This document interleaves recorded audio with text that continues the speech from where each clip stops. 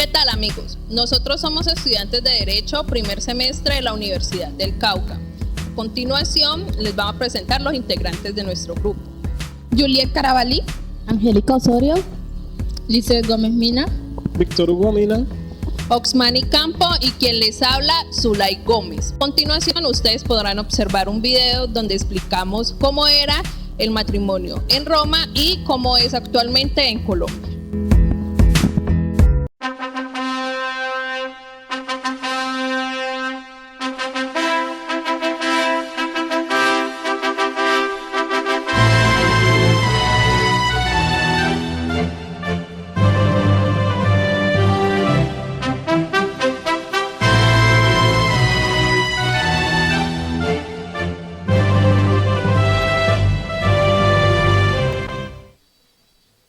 El matrimonio en la antigua Roma fue definido como una sociedad establecida entre el hombre y la mujer que se unen para perpetuar su especie, creando así un núcleo familiar constituido por el pater familia, esposa e hijos.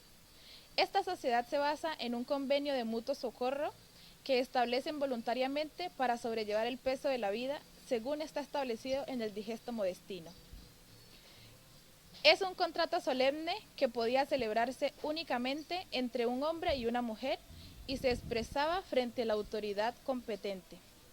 Dentro del Código Civil, los fines del matrimonio son la comunidad de vida mutua, asistencia física y espiritual y la procreación, que a su vez comprende la satisfacción de las necesidades sexuales.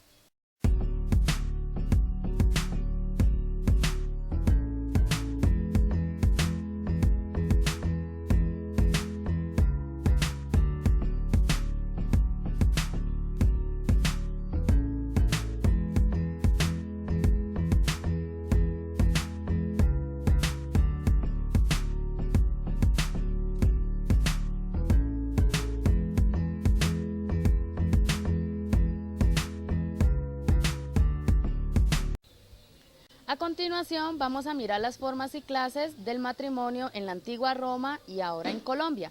Comencemos por Roma. ¿Qué son los esponsales? Promesa matrimonial con estipulaciones mutuas, exponsiones, no eran futuros cónyuges, carácter más social que jurídico. La manus hace referencia a la potestad marital, no pertenecía a la esencia del matrimonio, conjunto de derechos que las leyes le concedían sobre la mujer y sus bienes. Ahora en Colombia, artículo 110, concepto. Los esponsales o desposorios, o sea, la promesa matrimonial mutuamente aceptado, es un hecho privado que las leyes someten enteramente al honor y ciencia del individuo y que no produce obligación alguna ante la ley civil. Sigamos en Roma, que era conferreatio. Ceremonia religioso-jurídica exclusiva de los patricios, lo realizaban ante 10 testigos y el máximo pontífice Flamen Dialis, era el máximo sacerdote. Cohetión, venta simulada de la hija por parte del padre al marido o al padre de este, si este es aliene juri o si era siu juri exclusivo de los plebeyos. Y en Colombia encontramos el matrimonio religioso, artículo 115 del Código Civil, ley 25 del 92, artículo 1.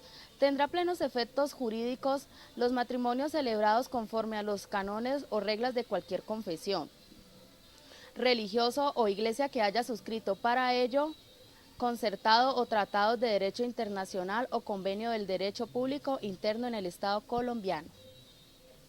Han solemnizado sus votos matrimoniales ante las leyes civiles colombianas. Ahora vienen ante mí, ministro del Evangelio, para hacerlo delante de Dios. Esto requiere un compromiso serio, consciente de ustedes, donde se toman el uno para el otro, empeñando su palabra. A continuación, les haré un paralelo dentro de lo que está establecido en la antigua Roma e igualmente estipulado dentro del Código Civil colombiano. Roma, impedimentos absolutos para llevar a cabo el contrato de matrimonio. La nulidad se podía presentar por esclavitud, viudez, bigamia, votos de castidad o por incapacidad natural, que eran denominados demencia o castración. Los impedimentos relativos eran los obstáculos por los cuales no se podía llevar a cabo el proceso de matrimonio, que principalmente podía ser por parentesco, padres e hijos. las clases sociales, patricios y plebeyos. Bajo otros casos, posiciones sociales y rapto y persona raptada. Actualmente, en el Código Civil colombiano, el artículo 117 manifiesta que para poder llevar a cabo el proceso debe ser la persona contrayente mayor de edad. En caso tal de que no sea así, debe existir un permiso para personas menores de 14 años. El artículo 132 manifiesta que se debe llevar a cabo un proceso por oposición del matrimonio, cuando alguna de las partes está en desacuerdo. El artículo 123 manifiesta la ausencia de consentimiento, cuando una de las partes está siendo obligada a desarrollar dicho contrato. Ahora vamos a hablar de los requisitos en Roma y en Colombia. La capacidad. Exigía a los contrayentes actitudes para la unión sexual, exogamia, monogamia y ius connubium, que significa capacidad jurídica. El consentimiento y la forma. Affectio maritalis, que significa libre voluntad de casarse. Alieni juris, consentimiento del pater de familia si era un puber menor de edad. Los requisitos en Colombia. Artículo 115, constitución y perfección del matrimonio. En el contrato del matrimonio se constituye y perfecciona por el libre y mutuo consentimiento de los contrayentes expresado ante el funcionario competente. En el artículo 116, capacidad para contraer matrimonio. Las personas mayores de 18 años pueden contraer matrimonio libremente. Artículo 117, permiso para el matrimonio de menores. Los menores de 18 años no pueden contraer matrimonio sin el permiso expreso y escrito de sus padres o legítimos o naturales.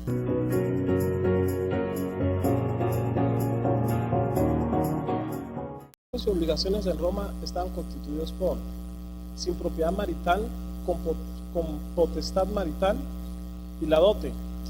Sin potestad tenían la potestad del padre, la autoridad del padre del marido sobre la mujer y subordinada al domicilio de éste a ser fiel. Con potestad marital, pocum manu, era cuando la mujer entraba a ser parte de la familia, como una hija, procreaba descendencia legítima para el padre de familia o family, que le llamaban en Roma, o el hijo de este.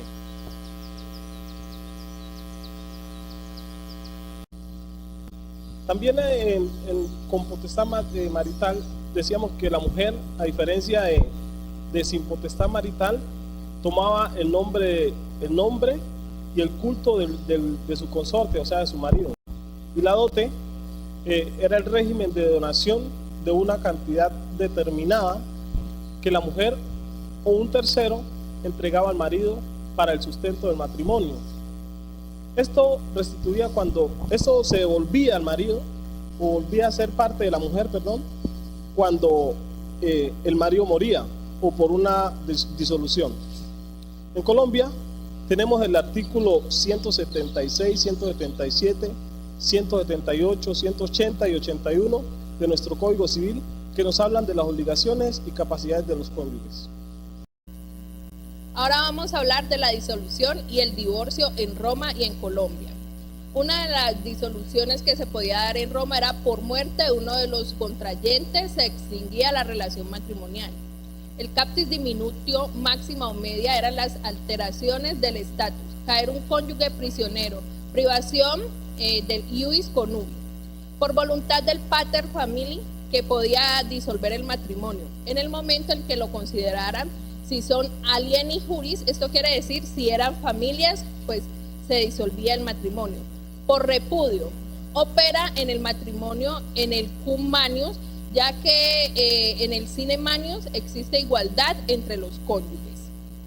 Ahora vamos a hablar de la disolución del matrimonio en Colombia, que está estipulado en el artículo 152, donde están las causales y efectos de la disolución.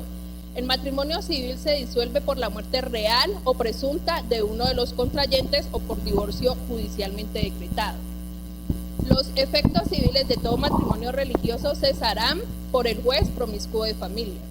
En materia del vínculo de los matrimonios religiosos, rigen cánones y normas que corresponden al ordenamiento religioso.